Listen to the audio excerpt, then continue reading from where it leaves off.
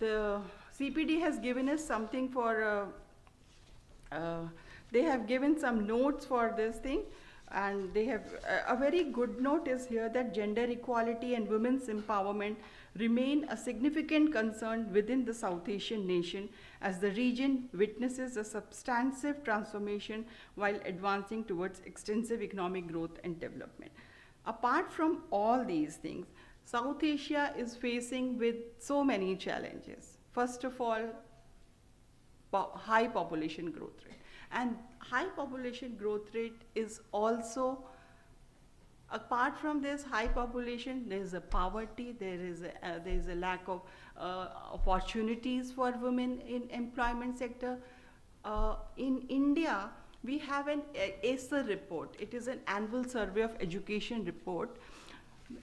I am not feeling shy to say that otherwise we are always saying that the girl, they are in the primary school, we have 100% enrollment, we have 99% domestic violence is a main issue.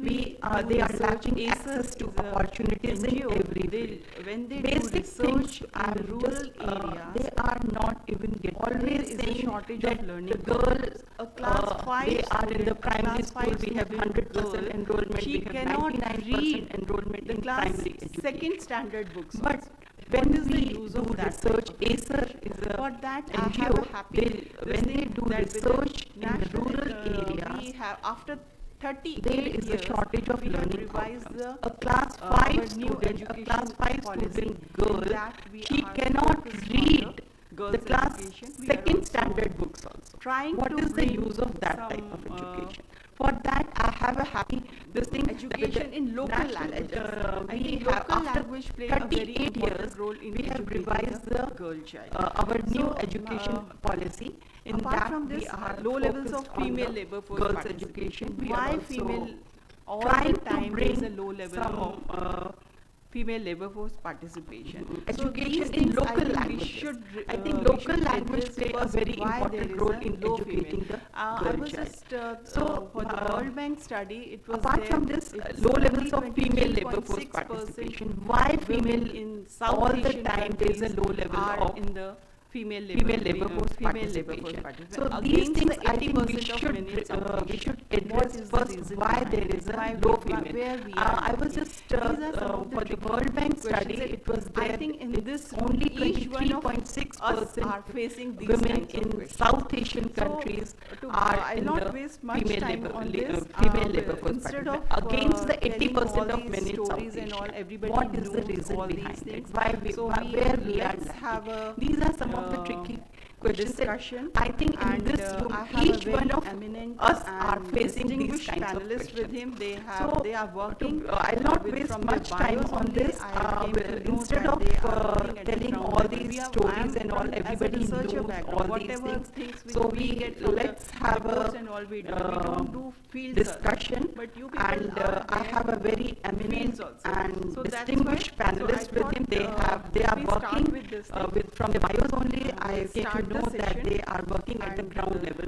I my am first from as a panelist researcher here background. Whatever is things which we get from the latest reports entries and all Miss we do, we Diksha don't do Singh, field program surveys. coordinator. But people are She there is from in the Soti, fields Nepal. also. So that's why. And, So I thought she let me specializes start in with this thing. development research in transboundary start the session. economic cooperation, And, entrepreneurship, my first development, panelist and finance here and livelihood is concerns in South The Asia. latest entry is Diksha Miss Singh, I Diksha have, Singh, I program just coordinator. asked because She is since from you are Soti, in the Nepal, entrepreneurship and this thing, she so I'll ask specializes one in question development from- research I in want you to, transboundary it's not economic question, I just cooperation, want you to entrepreneurship, how development, within and the finance South and Asia, livelihood concerns in South Asia. regional So by cooperation Diksha Singh, I can have help I women-led just asked businesses in because since particular you SMEs are in the in South entrepreneurship Asia and to this engage thing, in so cross-border. I'll ask one question from. I want you to. It's not question. I just want you to how I'll give you seven. within the South Thank you. Asia This thing you have. regional Thank you, cooperation Dr. Pandey. can help women-led Yeah, businesses in basically, particular so SMEs we have in in the South panel, we Asia have to engage entrepreneurs in who actually cross-border work trade. It's